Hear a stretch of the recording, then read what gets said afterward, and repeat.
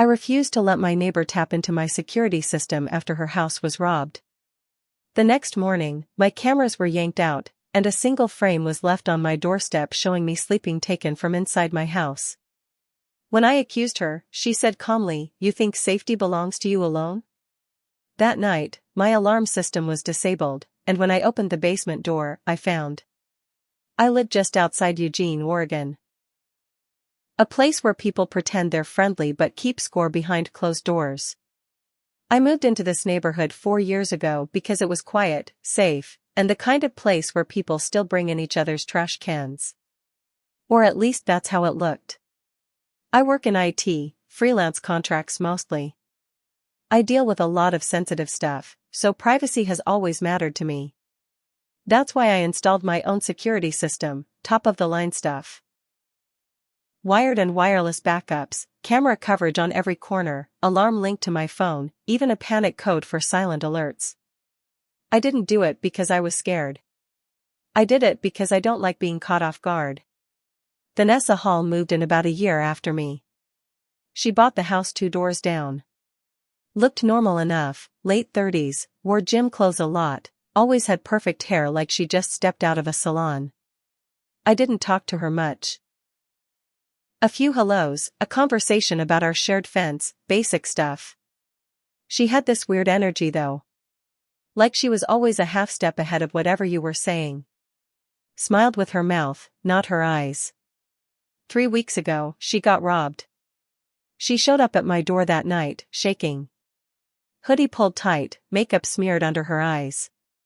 She didn't even say hello, just launched into it. They broke in through my back slider. Took my MacBook, some gold chains, a bracelet. I think they were in my bedroom. I stepped aside so she could come in. She didn't. I saw your camera over the garage. Do they face my house? Only the one in back might catch part of your roof. Not the backyard. She looked me dead in the eyes. Can I connect to your system? Just until I get my own. I don't feel safe, okay? I hesitated. It felt like a trap. I'd have to give you access to my whole network. That's not something I do. She blinked once. Wow. I'm sorry. It's not personal. It's just locked down for a reason. She nodded slowly. Sure. Of course. Safety's just for you, huh? She walked away before I could say anything else. Next morning, I step out to grab the paper and nearly trip over one of my own cameras. Ripped clean off. Wires exposed. Next to it was a Polaroid. Face down. When I flipped it over, I swear to God, my whole chest went cold. It was a photo of me, asleep. Taken from inside my bedroom. The angle was from the closet. My legs were tangled in the sheets, TV still glowing in the background. It wasn't just creepy, it was impossible. I live alone.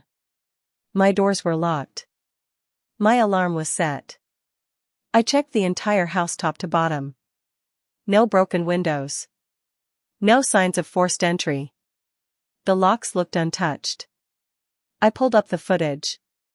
The camera that should have caught the front door had gone black around 2:12 a.m. 2 others were offline. Whoever came in knew how to avoid every angle and knew where to go. That wasn't random. That was a message. I marched to Vanessa's place. She answered fast, like she was waiting for me. Wearing a robe, sipping coffee, totally calm. I held out the camera and the photo. You want to explain this? She glanced at it, then right back at me. You think safety belongs to you alone? What the hell does that mean? She smiled. Like I was amusing. I didn't do anything. But maybe now you understand what it's like. I should call the cops. Do it. I did. They showed up. I showed them the camera, the photo, explained everything. They looked around. Found nothing. Said maybe it was a prank. Maybe I was being paranoid. Asked if I had enemies. I told them no, but that didn't stop them from giving me that look like maybe I staged it. That night, I didn't sleep. I reinstalled everything, new mounts, new firmware, changed every password, reconnected my system to a clean router, and set motion alerts on every window and door. I also moved the baseball bat from my closet to under my bed. Next night, 2:30 a.m., I hear the beep of my alarm disarming. Not triggered. Disarmed.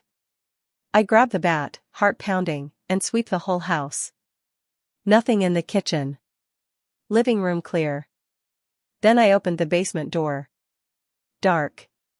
Light switch didn't work. I stepped down using my phone flashlight. On the bottom step was one of my motion detectors. Cut off from the wall. Wires exposed. Next to it, sitting perfectly still like a placed object, was another photo. Me again. This time at my desk, back turned, time-stamped from that afternoon. I locked myself in the bathroom and called the cops again.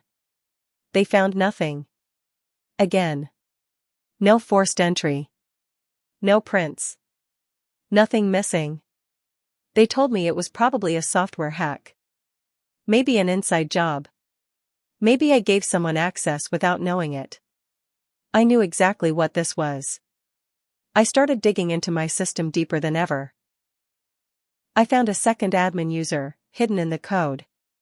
Someone had created a ghost profile months ago. It had full access. My cameras. My alarm. Everything.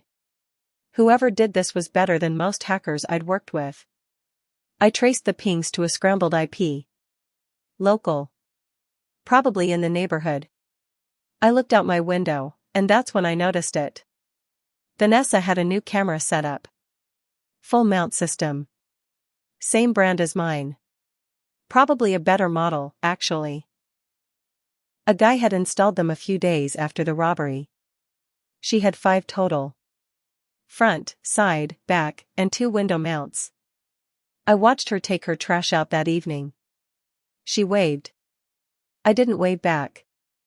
The next night, after a few drinks, I stood outside her house and yelled, "I know it was you." She came to the window, calm as ever. "Do you?" Then pulled the curtain. That's when I decided I wasn't going to wait around anymore. I planned it carefully. I waited until 3 a.m. Killed her motion lights using a jamming device I built in college. Picked the side door to her garage. Slipped inside, found her router and security box.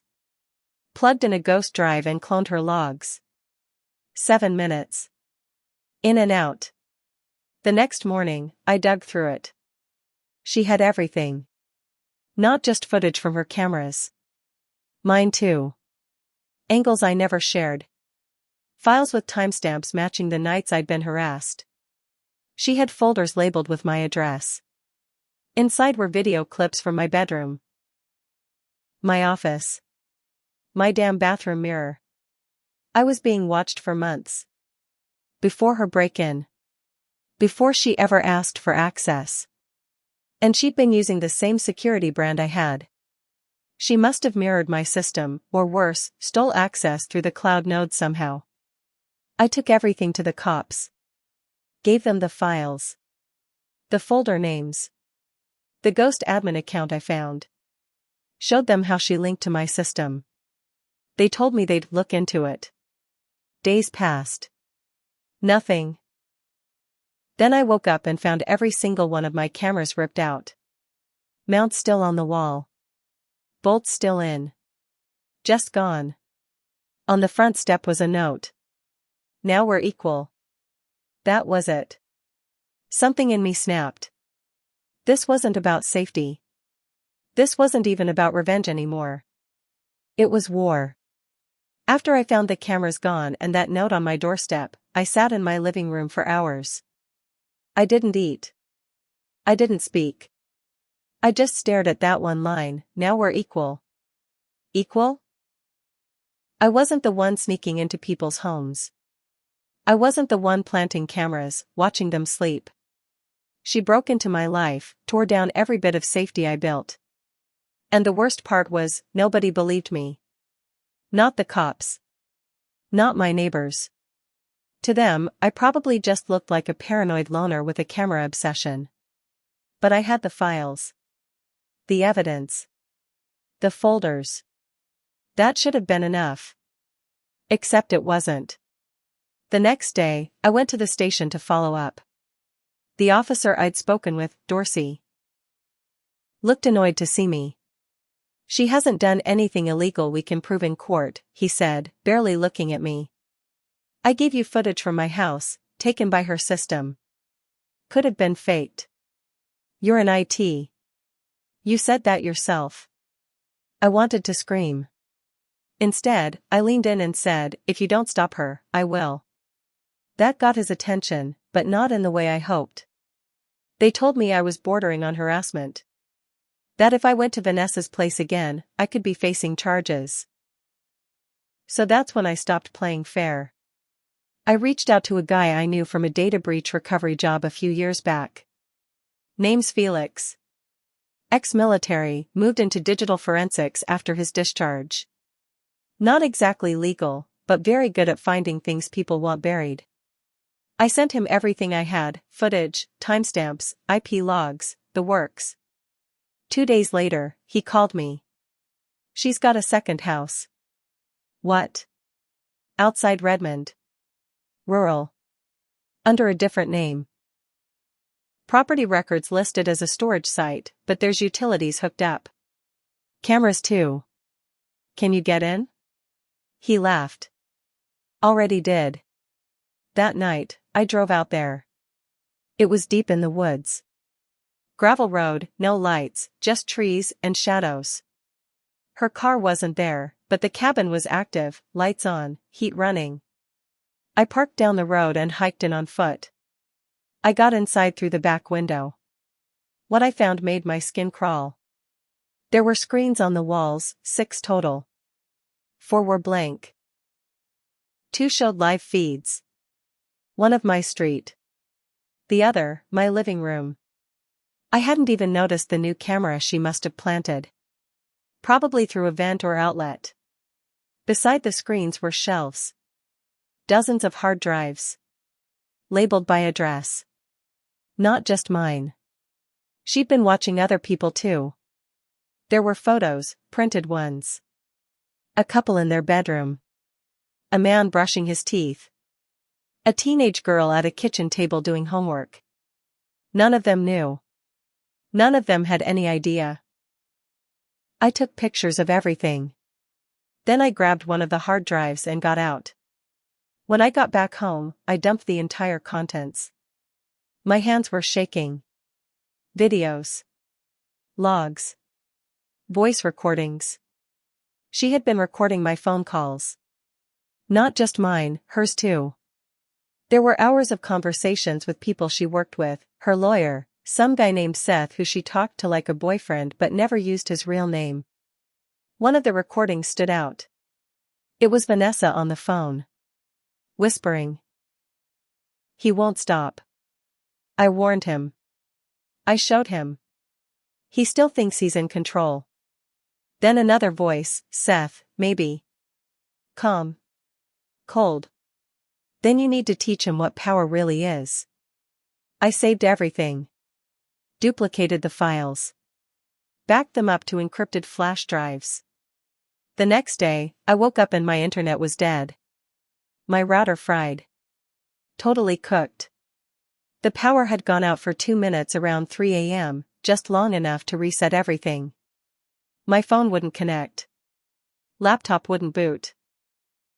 Every single piece of tech I owned had been bricked. Except the flash drive in my pocket. I went out to grab coffee, public Wi-Fi, and saw the flyer. My face. Printed and stapled to a pole outside the cafe. "Have you seen this man?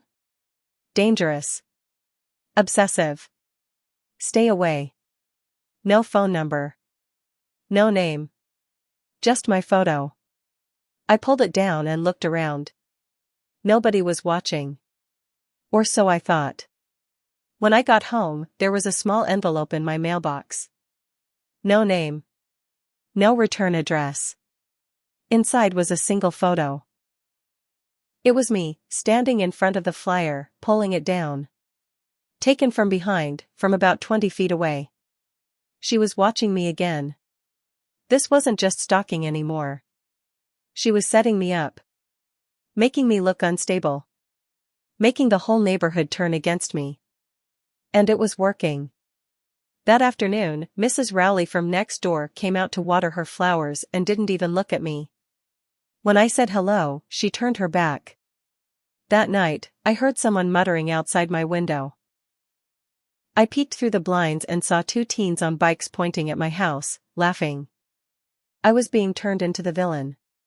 But Vanessa didn't realize one thing. I wasn't afraid of her anymore. She taught me the rules of the game. Now I was going to beat her at it.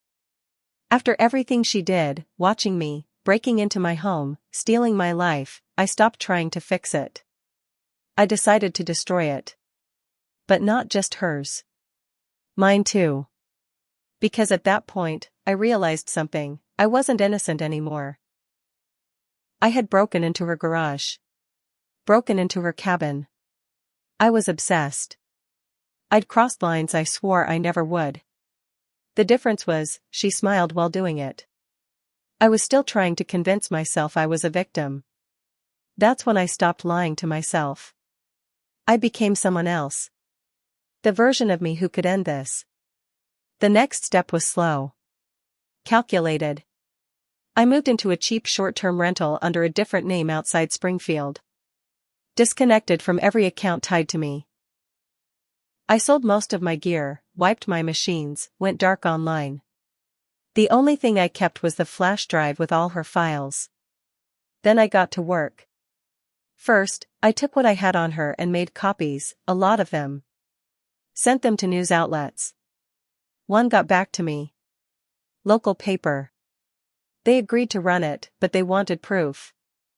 I met with a journalist in a diner and handed her the hard evidence, footage of Vanessa's hidden cabin, the live feeds from other houses, the voice recordings.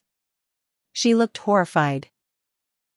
I can't guarantee what we'll be allowed to print, she said, but I promise, if this is real, people will know.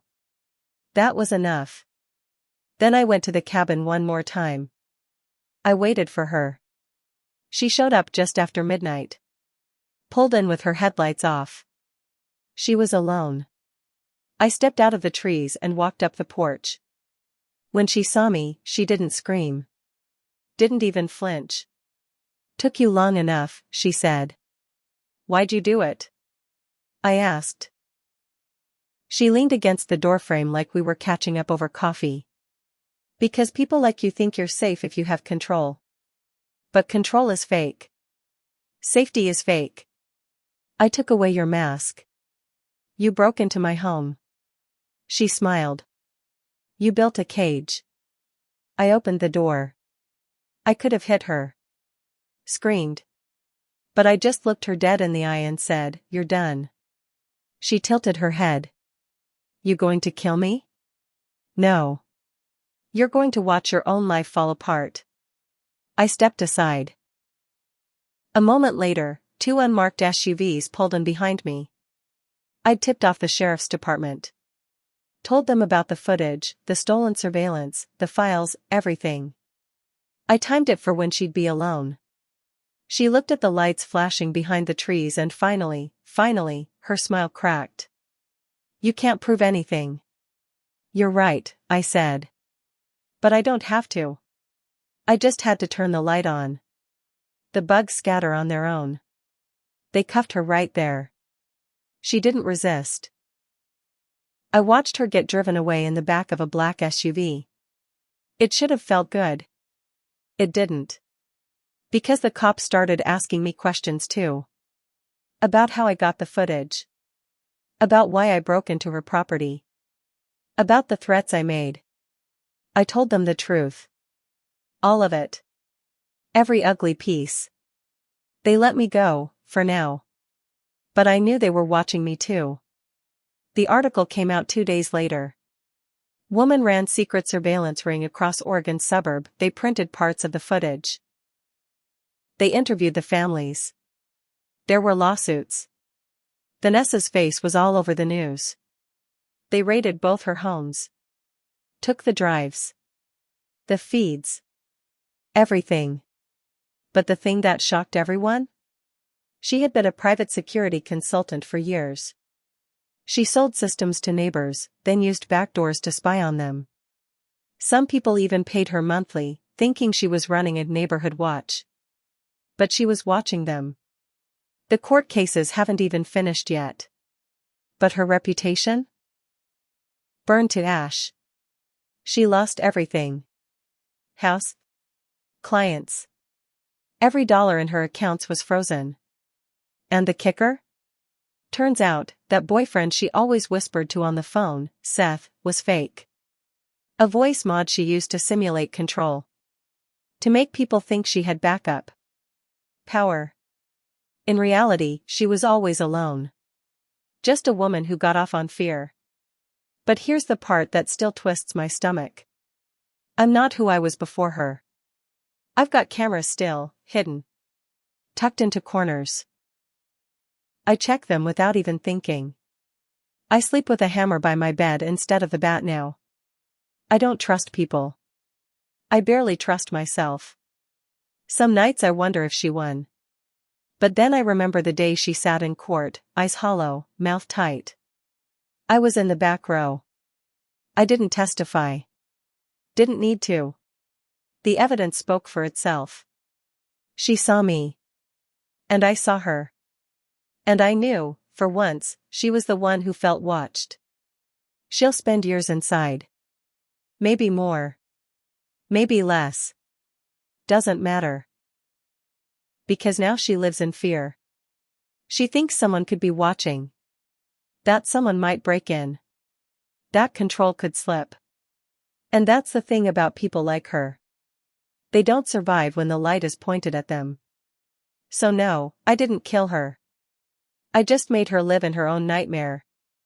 Exactly like she made me.